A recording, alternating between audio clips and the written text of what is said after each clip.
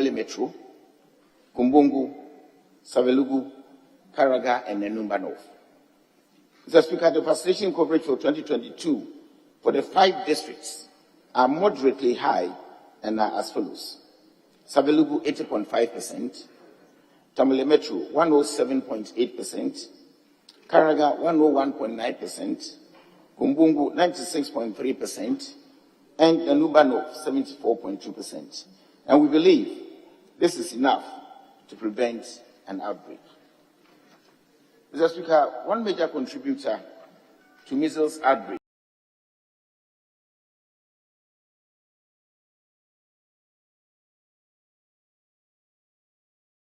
groups who become the focus of infection. This is why the country has been conducting mass catch-up and full-up measles and rubella vaccination campaigns every 3 to 5 years with support from Gavi, WHO, UNICEF, and other partners. This year's mass campaign is yet to be undertaken, and discussions with our partners, Mr. Speaker, is ongoing. It is important, Mr. Speaker, to correct the erroneous impression that there have been deaths from measles in Ghana recently. For the avoidance of doubt, Mr. Speaker, there have been no deaths from the recent recorded spike in measles cases. Indeed, there have been no deaths since 2003, though we have recorded cases annually. Mr. Speaker, mercifully, no child has died in this recent outbreak. Following the confirmation of cases, the following public health actions have been taken. Alerts and fact sheets and standard operating procedures have been sent out to all healthcare facilities, districts, and surveillance sites in the region. Surveillance has been enhanced through daily records reviews and ward rounds. There have been active community case searches ongoing. Contacts of confirmed cases have been traced. Public education and sensitization are ongoing across the region. Cases are being managed according to national guidelines at the various health facilities. Vitamin A supplementation is provided to cases. And the ministry, working with WHO and other partners, has initiated an application to the International Coordination Group for supply of measles rubella vaccines for outbreak response vaccination campaign. Mr. Speaker, on this basis, we will appeal to caregivers, opinion leaders, school authorities, and the public to make children available for routine vaccination and vaccination campaigns so that no child is left behind. In the meantime, we advise parents to exercise restraint, and we rest assured that it will not be too late to take the vaccine when available. Mr. Speaker, as we increase our advocacy campaign to reduce vaccine hesitancy, we urge our colleagues to support this drive. Mr. Speaker, we have also made within the next few weeks. Mr. Speaker, working with UNICEF, we are fast-tracking the processes, and it's expected that the vaccines will be supplied in the next few weeks, all things being equal. Mr. Speaker, before I take my seat, I would like to clarify that the reference to WHO in the press statement was meant to explain the cumulative effect of COVID-19 on the overall vaccine supply chain, and not necessarily that there is a current global shortage of vaccines. Mr. Speaker, I thank you for your attention. Well. Yes. I'm most grateful, Mr. Speaker, for... I haven't called you. Are you rushing my ranking? Yes. Honorable Dr. Sankari, do you have any supplementary question? Oh, it's a statement, so I wouldn't want to. No, you ask question. No. Or you are using your question. The ranking can take over. Well. But, honorable members, I'm not cutting anybody short. Today, we've spent a lot of time, and I'm referring members to Order 62, which more or less not to spend more than 1 hour for questions, right? I'm not cutting anybody short, but let's try to manage the time. We have so many. Today we have more than 24 questions. Of course, some of the ministers, we've already told them you may not take their questions today. But at least we have about 11 or 12 questions for Minister for Energy to answer today. So let's manage this particular one with time so that you have time for.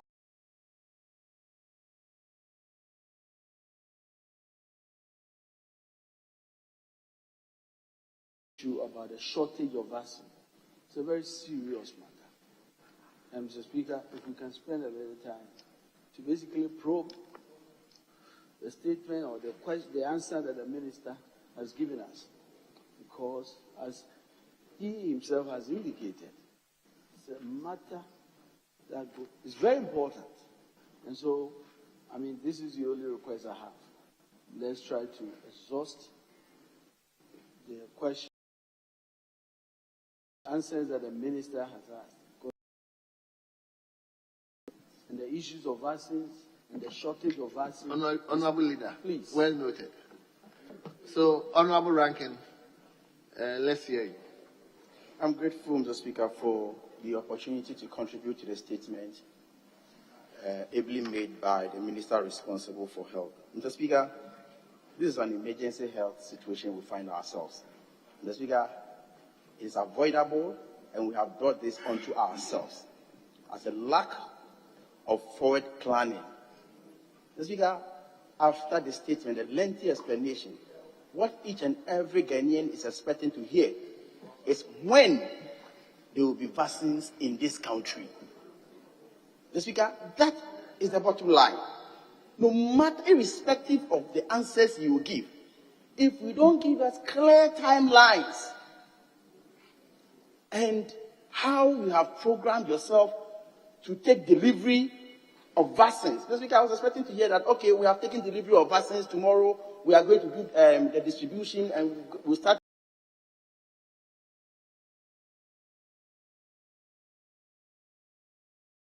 Mr. Speaker, the minister and the president should not be lamenting as far as this issue is concerned. So, Speaker, Honorable, every child Honorable in this Rankin, country. the question is. No, I'm not asking you to sit down. I mean, you are to ask questions. You are not to. Honorable members, he asked question. Honorable member asked a question. Mr. Speaker, with the greatest respect, what we all agreed was that I was here. No, I was here. I was here when he was asking the question. Mr. Speaker, you asked the minister, and the minister told you that he was ready to read a statement. And then you asked, Mr. Speaker, and you asked the honorable member, and he said, oh, he doesn't mind reading his question, and then the minister will read his statement.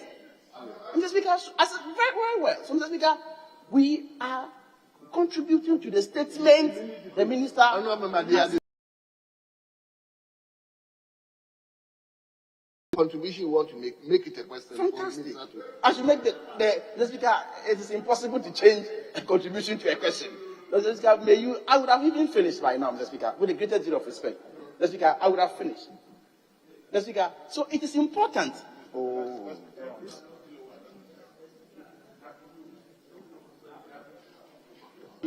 I'm not communicating the matter about a senior colleague. Mr. Speaker, beginning, there was this issue of a statement before a question or a question before a statement. Then the honorable member whose question appeared on another paper got up and said that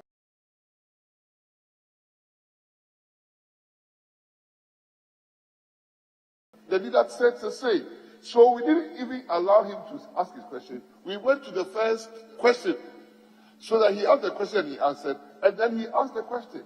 And he said that even the leader said the answer will be embedded so that there will be follow-up questions. This was the understanding. Honorable members, what the minister is saying is exactly what transpired. But that is why initially I thought the first questioner was even related to this particular issue. And he said his is constituency related. So we asked him to ask his question. And in any case, I don't think this is an issue.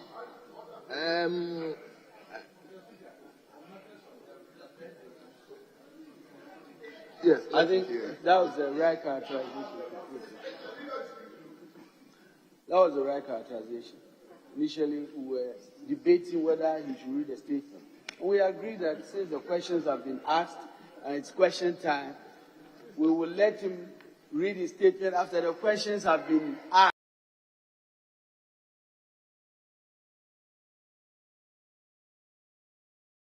I think that we did something unique today. We can find a solution by allowing the number, but I will entreat you, Rankin, to be very brief. That's the solution. Thank you. Hold on. Honorable Minister, what you read, was it an answer to the question or the general statement?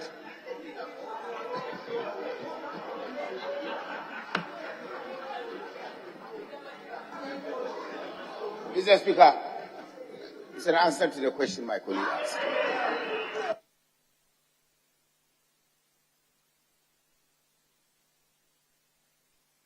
Mr. Speaker, the minister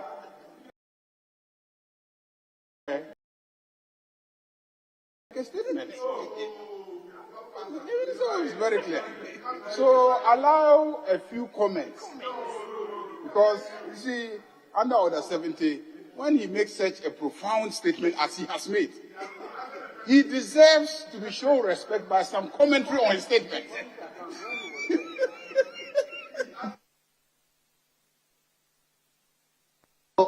Honorable. Thank you, Mr. Speaker. Mr. Speaker, I want us to be sincere to ourselves. Fortunately, I was sitting at a place as a available leader.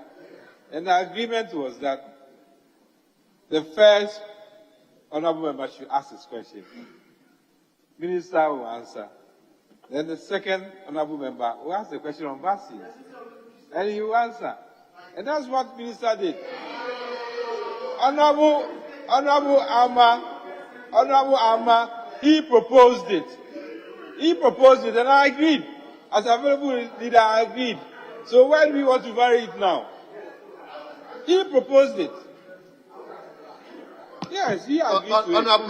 Honorable members, I think this matters that Ghanaians are so much interested in. I wouldn't lie for anything. Me, what transpires is exactly what I am saying. I mean, I'm not having any issue here or there. This is not anything that we need to spread our heads on. Whether the answer or statement the minister gave needs further clarification, I think we can give it. So I don't think so. Honorable Rankin, let's hear you end. Mr. Speaker, so the answer given by the minister responsible for health, it was not clear. Mr. Speaker, emergency health situations demand emergency solutions. Mr. Speaker, as a house, we want to know when vaccines will be available in this house. Very well. Honorable Minister, when will vaccines be available in the country? Mr. Speaker, we are expecting to receive vaccines within 2 to 3 weeks. 2 to 3 weeks. We have done all necessary arrangements between 2 to 3 weeks. Honorable colleagues, let me be very honest with you.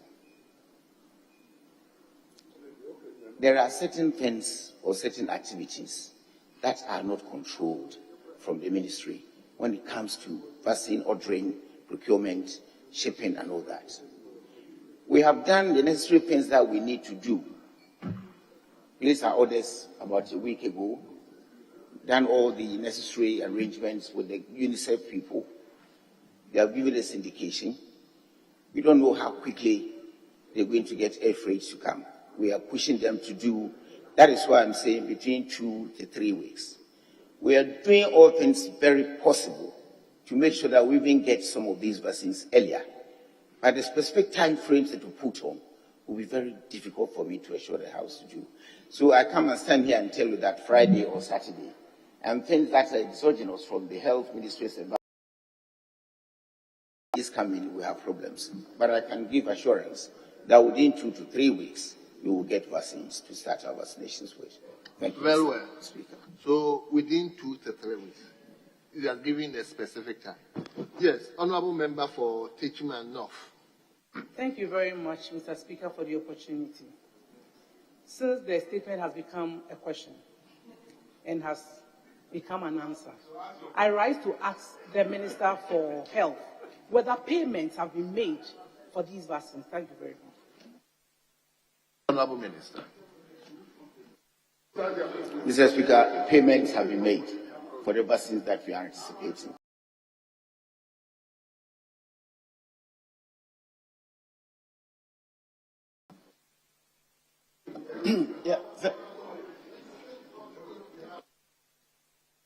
Thank you, Mr. Speaker. Mr. Speaker, I want to ask the Health Minister, at what stock level do they do the ordering? At what stock level do you do age orders or reordering? And then also give us some information on the enormity of the matter at hand, or how have you assessed the situation now, and how you are attaching some degree of importance to it. Yes, Honourable Minister. Mr. Speaker, the procurement process begins in October to carry us through 2023 to 2024, some part of the year, at least to the last quarter. So we begin our procurement process the last quarter of each year. We do our quantification, pass on to UNICEF. They also review our quantification. By close of December, we might have completed. We begin to make payments when we start working on these. Now, last year, we didn't have adequate funding to be transferred into dollars to ensure us that we have covered all the dollar obligations that we needed to do. So our payments delayed somewhat, and that is what is causing this particular challenge. As I speak, we have transferred for both co-funding obligation and the government-funded obligation in respect of all 2022. And even the government-funded obligation, the monies that we have transferred, like I said, will give us vaccines for not less than 6 months. And we are working very hard to take these vaccines in the country very soon. Mr. Speaker, in my answer to the question, I think I mentioned how seriously we are taking this concern and the type of things that we are putting in place to ensure that we don't have the outbreak getting through the entire country. That is what we are doing to make sure that we can all hold and contain the situation. Thank you, Mr. Speaker. Yes, Honourable Member for Menchia South. Thank you, Mr. Speaker. Mr. Speaker, I want to find out from the Honourable Minister of Health. This vaccine shortage, is it the first time? If it's not, have we ever shot vaccines and what type of vaccines? And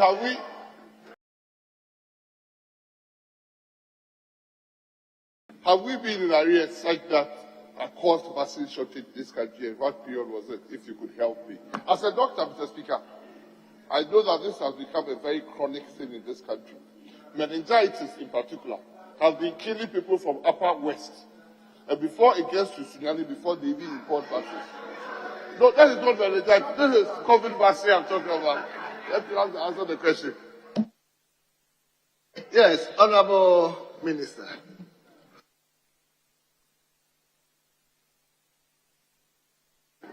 Mr. Speaker, this is not the first time we have had vaccine shortages in this country.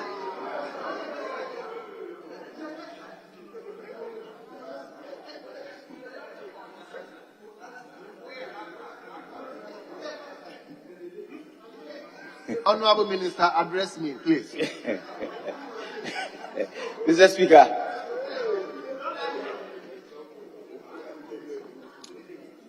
between 2017 and 2018, we had cause to pay arrears that had been accumulated to the tune of about $15.8 million. Mr. Speaker, the arrears were accumulated from 2016, 2015. So when we joined 2017, we had to do serious negotiations to enable estate vaccines whilst we cleared the arrears. Mr. Speaker, therefore, between 2015 and 2016, and even earlier, the country experienced intermittent vaccine shortages. Thank you, Mr. Speaker. Why is it that all of a sudden so many people... Yes, Honourable Member for Boko Central. Minister, in the statement which became the answer to the question, paragraph 7, you said, the recent shortages in some childhood vaccines regrettably coincide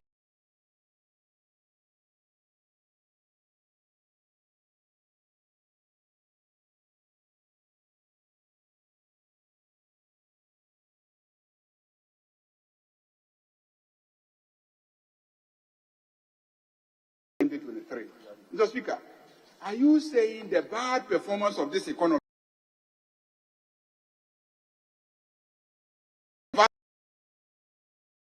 that we are experiencing now? Is that what you are saying? In other words, is that what you are telling us? That the economy is so bad that it is affecting the availability of vaccines in the country? Honourable, your question is okay. Your question is okay. Mr. Speaker, that is not exactly what I'm saying. What I'm trying to say is that we are affected by a shortage of foreign currency and the depreciation of our currency.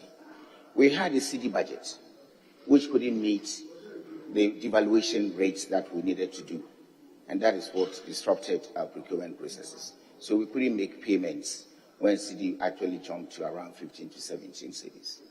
Thank you, Mr. Speaker.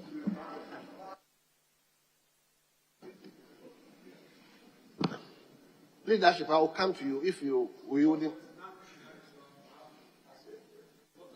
I will obviously come to you as a leader.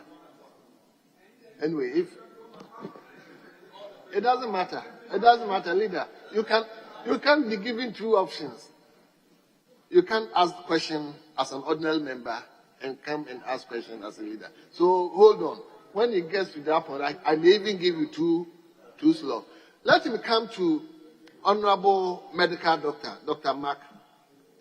Is it Nadoli? Nabdam. Nabdam, yes. Let's hear you. Yeah, Honourable Minister, we know that the funding for vaccine, the money comes from the NHIA, and when they came to us and they met us, raised 72 million Ghana cedis and has paid it into to the Bank of Ghana for onward payment to the suppliers. And in your statement, you are rating the performance of the economy. But this money, which was approved by this House, has been made available to the suppliers or to the Bank of Ghana for onward payment to the suppliers. How come that we are still experiencing this?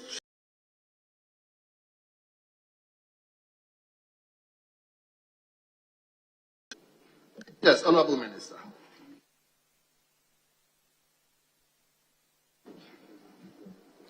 Thank you, Mr. Speaker. Mr. Speaker, I have a template of how these monies were released to the ministry. The NHI transferred 25 million out of this budget in June. We also had another 10.750 million cedis again in October. We had 13.1 million cedis in November. And the last tranche given to us was around 23 million cedis in December. All this totaled to 71.8 million Ghana cedi. We budgeted the 72 million on the basis of 6 cedis or so to the dollar. The periods that I was talking about, you are very much aware that the cedi was not translating at 6 cedis. So we had shortfalls in the dollar equivalent of the cedis that we were transferring. And that is what I'm trying to explain caused some sort of a delays in the procurement. Honorable Akando. Thank you, Mr. Speaker. Yes.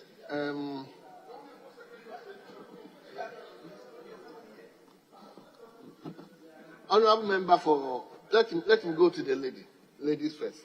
Is it okay enough? Yes, right, Honorable. Okay, let's hear you. Thank you very much for the opportunity. Right, Honorable Speaker, the minister stated that payment has been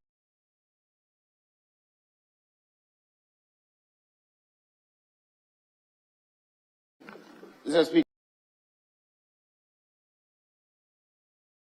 is equivalent to UNICEF, who supplies us the vaccines. Very well. I hope.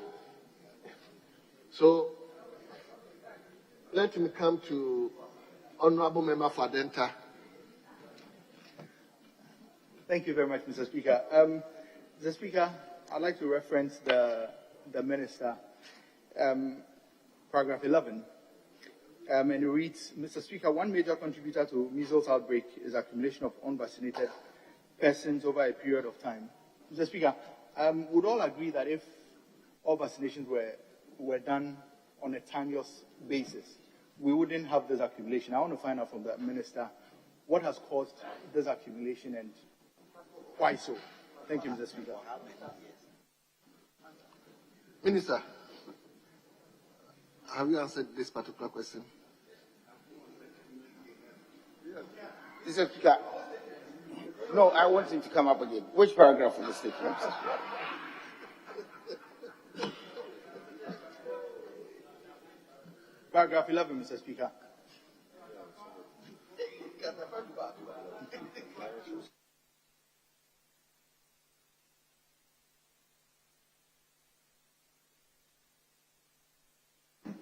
Mr. Speaker, we always have unvaccinated children in our country. When I was looking at our average coverage, I mentioned 90%. There are still pockets of people in some parts of the country that wouldn't voluntarily come for vaccination. And that is why I said in that paragraph that from time to time we do what we call the catch-up campaigns, such that those that have been left behind will be picked up. We have a policy of no child should be left behind. So we try to do zero-dose basis. Everybody should be vaccinated. And you go in and you have challenges with some areas where there are still pockets of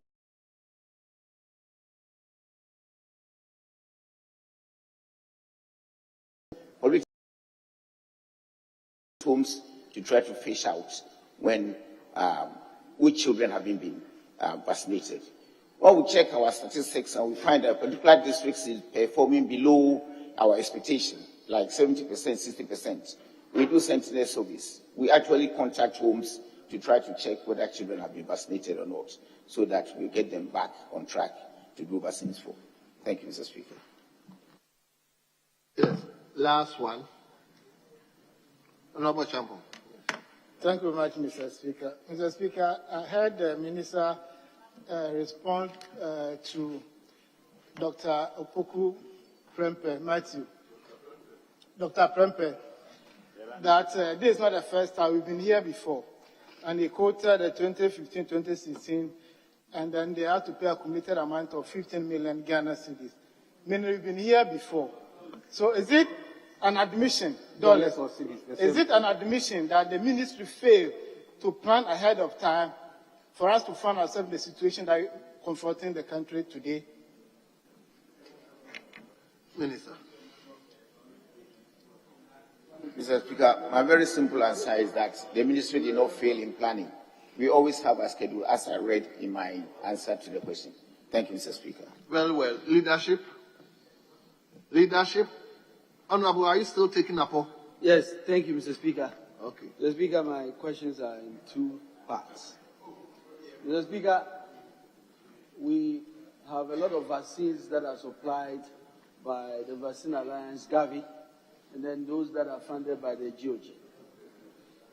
Mr. Speaker, can the minister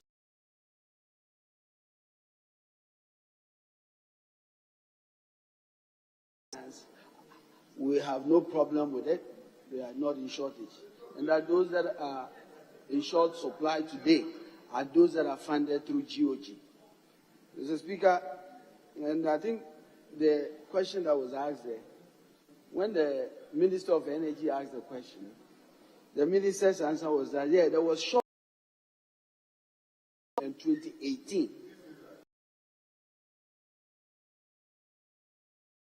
Yes, and he said that the arrears were accumulated was as a result of arrears in 2015 and 2016. And I'm challenging the minister to confirm here if there was shortage of vaccines in 2015 and 2016. And if you say yes, can you specify the specific vaccines that were in short supply? Mr. Speaker, because we want to know, because there was no shortage, so we will listen to the minister. But beyond the assurances, can the minister also tell us the specific steps he's taking to avoid a future recurrence of this unfortunate shortages? What steps is he taking to make sure that we are not going to come back? Even today, he has not been able to even give us assurance. He is telling parents to exercise restraint and just pray.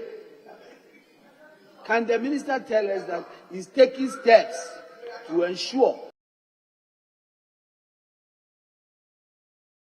Minister, 2 questions. Mr. Speaker, I think the questions are in 3 parts. We had shortages 2015, 2016, and I can confirm that. Mr. Speaker, I may want to check on the specific vaccines that were in short supply. At the time when I went to the ministry, right, I was so bogged up. We're trying to negotiate with Gavi and our donors to actually continue to give us vaccines whilst we started paying for the arrears. We inherited over $15.8 million equivalent in vaccines.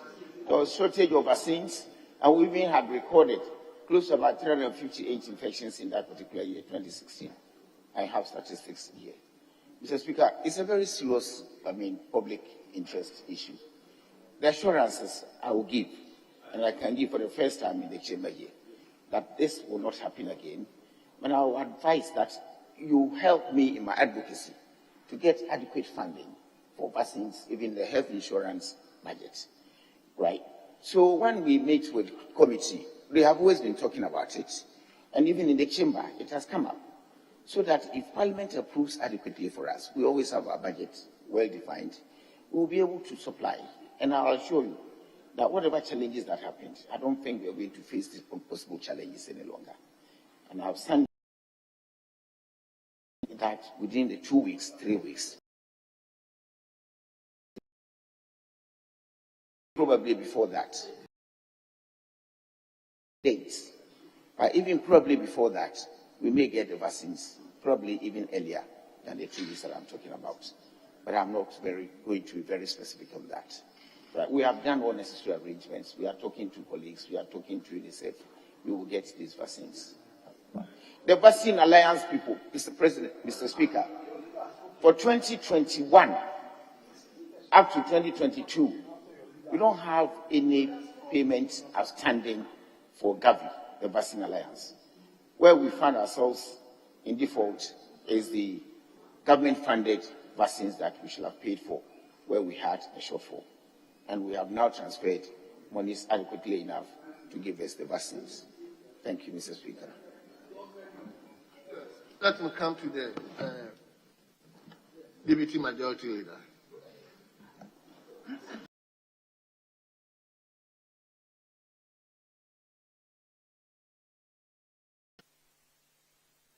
Honourable Member, Honourable Minister, come again. No, I'm not. I mean the minister. The minister just got up to answer the questions that have not. Yes, Honourable Deputy Majority Leader, let's hear you.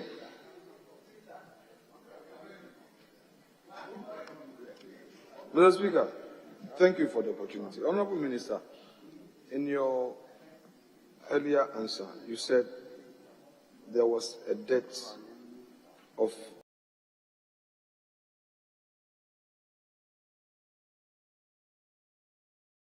had to pay between 2017 and 2018. This debt of 15 million, according to you, was incurred between 2015 and 2016. Are you able to apprise this House as to how this $15 million arrears or debt arose? Yes, Honorable Minister, if you are minded to. No, Mr. Speaker, with greatest respect, if you say if he's minded to, the supplementary question I'm asking is based on his answer. He said 50 million arrears. So if you say Honorable Leader, you are a lawyer. If I say if he's minded to respond, so what is it? I'm giving him the leeway. I don't think.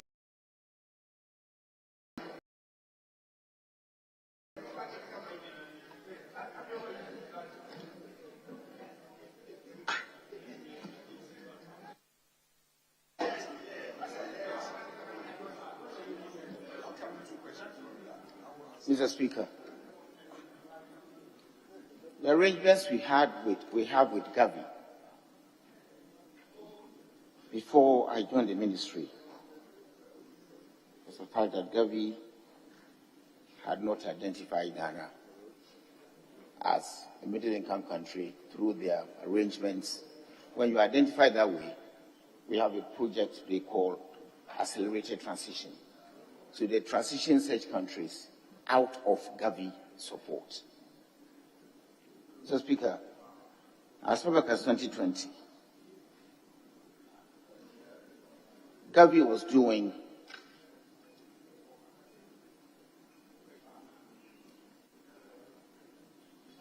close to 50%.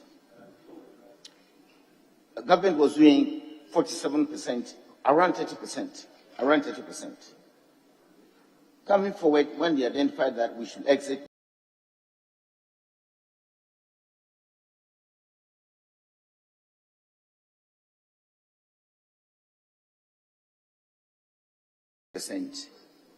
Gavi 60%.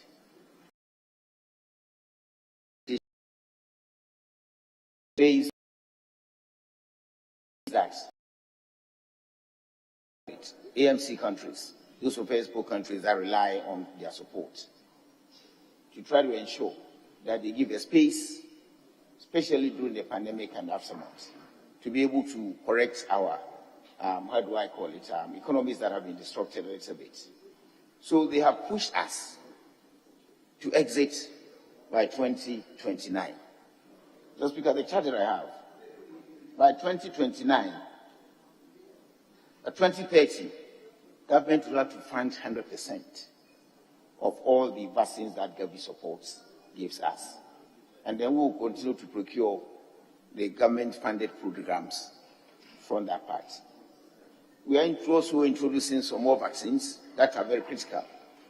The malaria vaccine implementation program is being expanded. This year, we are getting it for free from Gavi. But from next year, we'll begin to pay some paltry amounts, and they will graduate it going forward. So the areas that were accumulated were part of the Gavi co-funding obligations that could not be done. But we made advocacy, and they accepted to supply when we started paying gradually, and then Mr. Speaker, Parliament managed to help the ministry get some goods and services budget in 2017. And that helped us a lot to try to take away some of the arrears that we inherited between 2017 and 2018. We never accumulated in there again. By 2018, we have finished the arrears and we're on course and by 2021, we have finished payment, all these things for 2021. We did the same thing for Gavi 2022. So as I speak, we don't have any co-funding obligations with Gavi outstanding. It's only the government-funded programs that we were faced with challenges that has caused us into this problem. But like the President said, and I want to quote the President, it shall come to pass.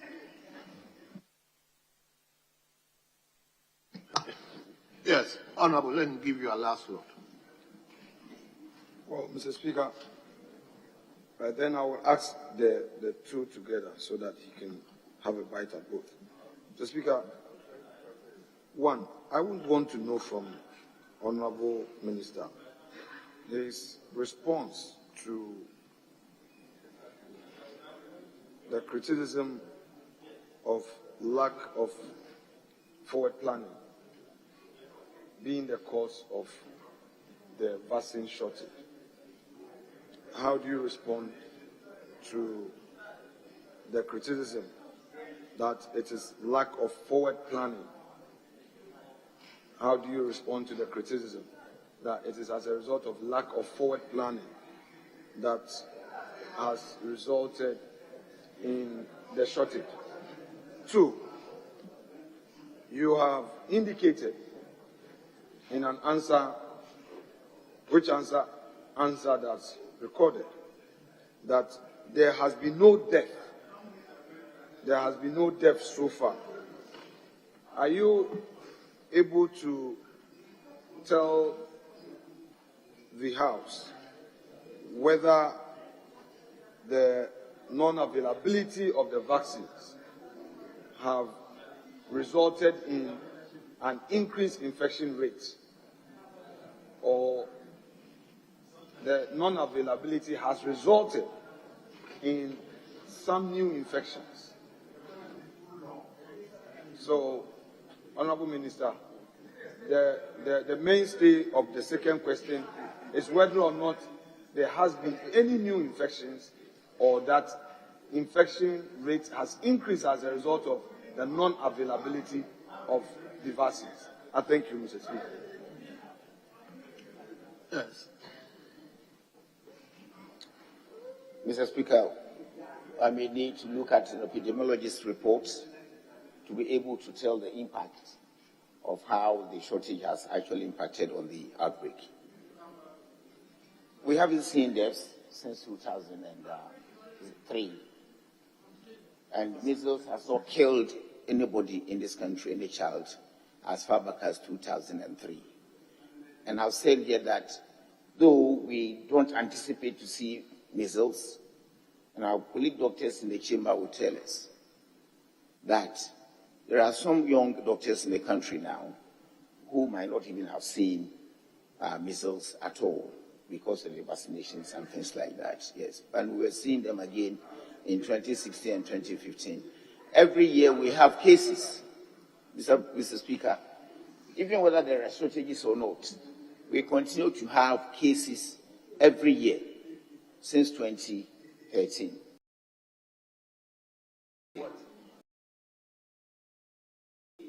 Infection rate that we get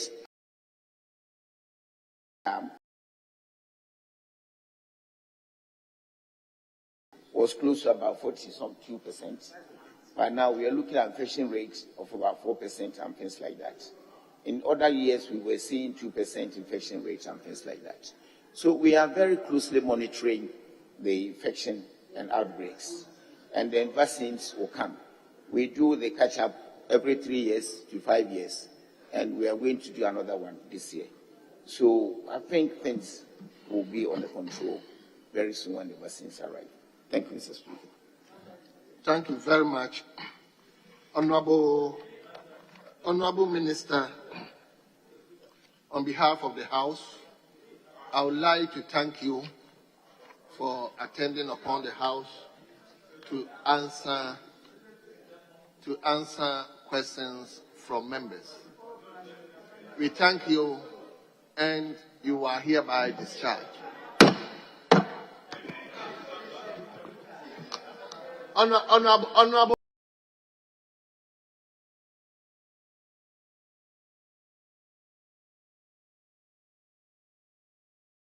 is why he was sitting quietly. Yes, let me invite Honorable Minister for Energy. Let me ask the Honorable Minister for Energy to take his appropriate seat.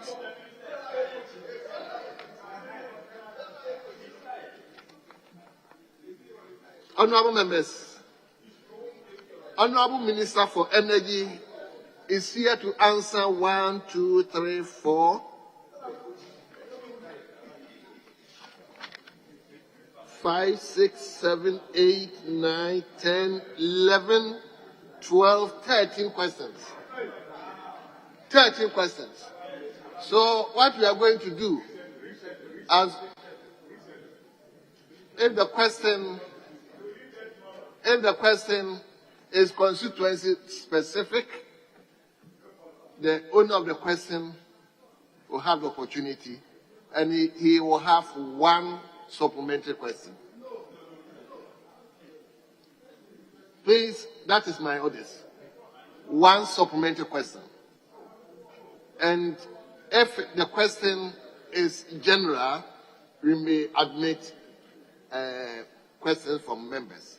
But if it is specific constituency question, the owner of the question may ask the question, and he will have only one supplementary question. So we will begin. Honorable. You see, I sat here from 10 o'clock, I'm still here. You went and came back and...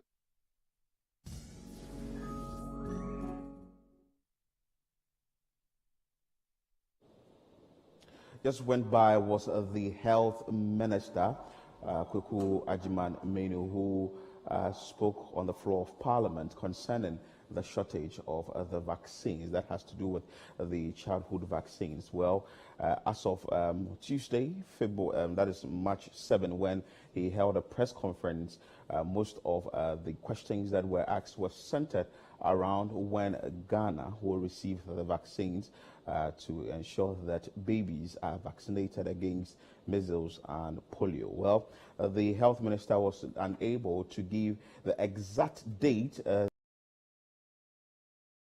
as Ghana. But as of today, when he spoke on the floor of Parliament, he assured that within the next 2 to 3 weeks, the vaccine should arrive in the country and babies will be vaccinated. He entreated that parents should restrain some or should exercise some restraint and ensure that when the vaccines get in, they would get their babies vaccinated. We will still bring you updates on this story as it unfolds concerning the childhood vaccines. But for now, this is where we'll wrap up the happenings at Parliament. My name is Philip Ni Latte, and keep watching City TV.